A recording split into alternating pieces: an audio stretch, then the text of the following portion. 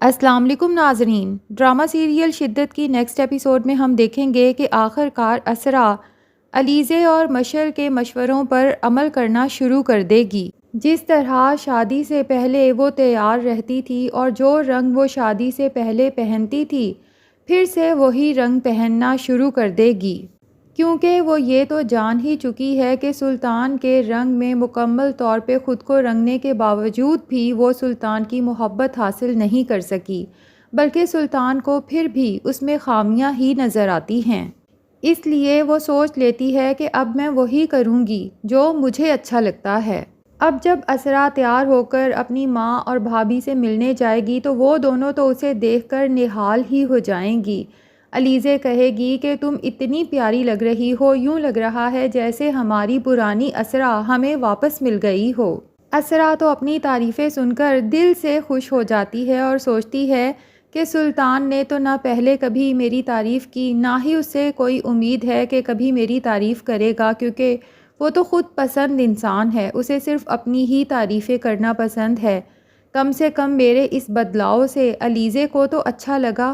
اسرا کو یوں خوش اور مسکراتا دیکھ کر اس کی ماں کو بھی بہت خوشی ہوتی ہے اور وہ اللہ کا شکر ادا کرتی ہے کہ میری بیٹی کے چہرے پر زندگی کے آثار تو نظر آئے، کیونکہ اسرا کو دیکھ کر اس کی ماں تو اندر ہی اندر گھلتی جا رہی تھی کہ میری بیٹی جو ہمیشہ سے خوش رہتی تھی، شادی کے بعد اس کے چہرے پر وہ خوشی نظر کیوں نہیں آ رہی جو نئی شادی کے بعد عموماً لڑکیوں کے چہروں پر نظر آتی ہے۔ اور پھر وہ اسرا کو سمجھاتی ہے کہ اگر تم خوش رہنا سیکھ جاؤ گی تو یہ خوشیاں اور یہ زندگی تمہاری روح کا حصہ بن جائیں گی۔ زندگی میں آنے والی مشکلات اور تلخیوں کے سامنے ہار مان جانا عقل مندی نہیں ہے، بلکہ اصل عقل مندی یہ ہے کہ زندگی میں آنے والی مشکلات اور تلخیوں کا مقابلہ کیا جائے اور اپنے ہتھیار مضبوطی سے تھام لینے چاہیے، کبھی بھی پھینکنے نہیں چاہیے۔ لیکن اسرا کہتی ہے کہ اگر ہتھیار خود بخود ہی گر جائیں تو اسرا کی ماں سمجھاتی ہے کہ پھر بھی ہمت کرنی چاہیے، لڑنا چاہیے، کبھی بھی میدان چھوڑ کے بھاگنا نہیں چاہیے۔ دوسری طرف اسرا میں آنے والی تبدیلی کی وجہ سے سلطان تو اندر ہی اندر بہت پریشان ہو جاتا ہے کہ میں نے تو اسرا کو مکمل طور پر اپنے قابو میں کر کے اپنے رنگ میں رنگ لیا تھا، آخر اس میں اتنی تبدیلی کیسے آئی؟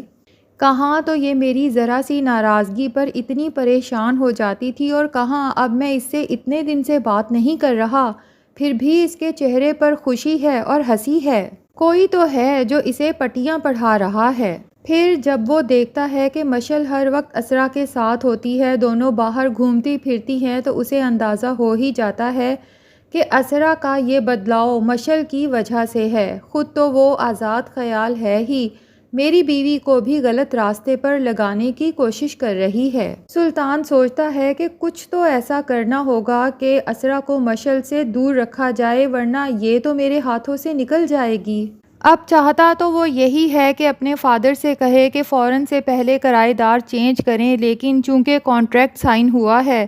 تو فی الفور مشل اور اس کے شوہر کو گھر سے نکالا نہیں جا سکتا۔ اس لیے وہ سوچ لیتا ہے کہ اسرا سے ناراضگی ختم کر کے مجھے اسے سختی سے منع کرنا ہوگا کہ آج کے بعد تم مجھے مشل کے ساتھ نظر نہ آؤ، نہ دوبارہ اس کے پورشن میں جانے کی ضرورت ہے، نہ ہی اس کے ساتھ آؤٹنگ کے پلانز بنانے کی ضرورت ہے۔ اب دوسری طرف نوفل بھی لڑکی بن کے سلطان کے ساتھ مستقل رابطے میں ہے، لیکن اسے سبق سکھانے کے لیے وہ سلطان کے بارے میں میکسیمم انفارمیشن حاصل کرنا چاہتا ہے کہ اس کی نیچر کیا ہے، اسے کیا پسند ہے، یہ کن چیزوں سے امپریس ہوتا ہے۔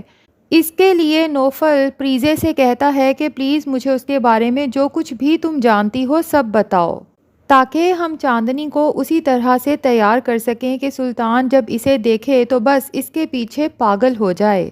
اور پریزے سے پوچھتا ہے کہ آخر سلطان میں ایسا کیا ہے کہ لڑکیاں اس کے پیچھے پاگل ہو جاتی ہیں؟ تو پریزے بتاتی ہے کہ وہ بہت شاطر انسان ہے، وہ باتیں ہی ایسی کرتا ہے، اپنی تعریفیں لوگوں کے ذہنوں میں انجیکٹ کر دیتا ہے اور دوسرے کو سوچنے پہ مجبور کر دیتا ہے کہ سلطان مسٹر پرفیکٹ ہے، اور اگلے بندے کی خوش قسمتی ہے کہ سلطان جیسے انسان نے اس کے ساتھ بات کرنے کے لیے وقت نکالا۔ اور دوسروں کو ہمیشہ ڈی گریڈ کرتا رہتا ہے۔ دوسرے انسان میں کبھی اسے کوئی خوبی نظر نہیں آتی، اور اگر کوئی اس سے امپریس نہ ہو یا اس کی کوئی بات نہ مانے تو اس کے پیچھے تو وہ ہاتھ دھو کر پڑ جاتا ہے، اور جب تک اپنا آپ منوا نہ لے دوسرے کا پیچھا نہیں چھوڑتا۔ پریزے نوفل سے کہتی ہے کہ آپ چاندنی کو سلطان سے ملنے کے لیے بھیج تو رہے ہیں، لیکن مجھے چاندنی کی بہت فکر ہو رہی ہے، کیونکہ سلطان اسے کوئی نقصان بھی پہنچا سکتا ہے، اس کی عزت پر حملہ بھی کر سکتا ہے۔ وہ بہت ہی گھٹیا انسان ہے، اس سے کسی بھی چیز کی امید کی جا سکتی ہے۔ نوفل پریزے کو سمجھاتا ہے کہ سلطان کے گھٹیا ہونے پر تو مجھے بھی کوئی ڈاؤٹ نہیں ہے، لیکن جہاں تک بات ہے چاندنی کی تو ہم اسے ایک پل کے لیے بھی تنہا نہیں چھوڑیں گے۔ جب وہ سلطان سے ملاقات کے لیے جائے گی تو ہم دور سے اسے آبزرو کرتے رہیں گے، اگر کوئی خطرے کی بات ہوئی تو ہم فوراً وہاں پر پہنچ جائیں گے، لیکن ہم نے چاندنی اور سلطان کی ساری ملاقات کو ریکارڈ کرنا ہے تاکہ بعد میں اس کے خلاف اسے استعمال کیا جا سکے۔ اب اسرا مشل کے ساتھ جب مال جاتی ہے تو وہاں پر انہیں اسرار ملتا ہے، جس کا رشتہ سلطان سے پہلے اسرا کے لیے آیا تھا، لیکن اسرا نے یہ کہہ کر ریجیکٹ کر دیا تھا کہ آپ میرے آئیڈیل نہیں ہیں۔ تو اسرار پوچھ ہی لیتا ہے کہ کیا آپ کو آپ کا آئیڈیل مل گیا اور کیسا لگ رہا ہے اپنے آئیڈیل کو حاصل کر کے، لیکن اسرا اس کے کسی سوال کا جواب نہیں دیتی۔ اسرار کے وہاں سے چلے جانے کے بعد مشل کہتی ہے کہ یہ اتنا ہینڈسم، اتنا زبردست لڑکا ہے، آخر تم نے اس سے شادی سے انکار کیوں کیا؟ جس پر اسرا کہتی ہے کہ یہ میرا آئیڈیل نہیں تھا، نہ تو اس کی کوالیفیکیشن بہت زیادہ ہے، نہ ہی اس کی لائف میں کوئی اچیومنٹس ہیں، نہ ہی اسے پوئٹری سے کوئی انٹرسٹ ہے، جبکہ میں تو ایسا انسان اپنی زندگی میں چاہتی تھی جو ہائی اچیور ہو، پڑھائی سے لے کر زندگی کے ہر میدان میں بہت سارے مارکے مار چکا ہو، اور سلطان کی شکل میں مجھے میرا آئیڈیل مل گیا۔ جس پر مشل کو افسوس ہوتا ہے کہ تم نے اپنا آئیڈیل تو حاصل کر لیا، لیکن اسی آئیڈیل کے ہاتھوں اب ذلیل ہو رہی ہو۔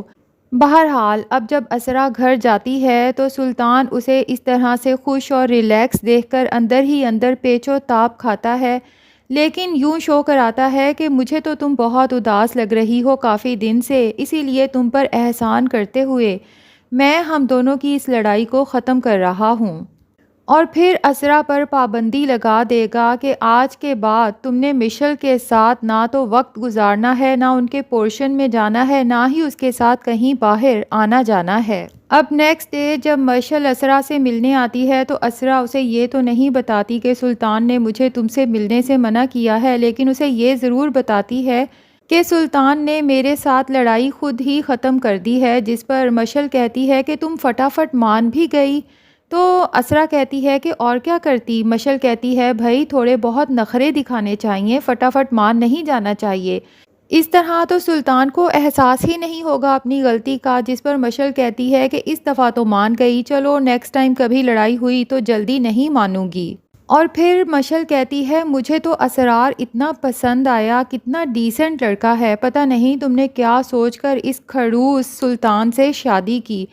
اسرا تو ڈر کے پریشانی میں ادھر ادھر دیکھے گی کہ مشل کی بات کوئی سن ہی نہ لے، لیکن برا وقت جب آتا ہے تو بتا کر نہیں آتا۔ اسرا کا بھی برا وقت ایک دفعہ پھر آ چکا ہے، کیونکہ سلطان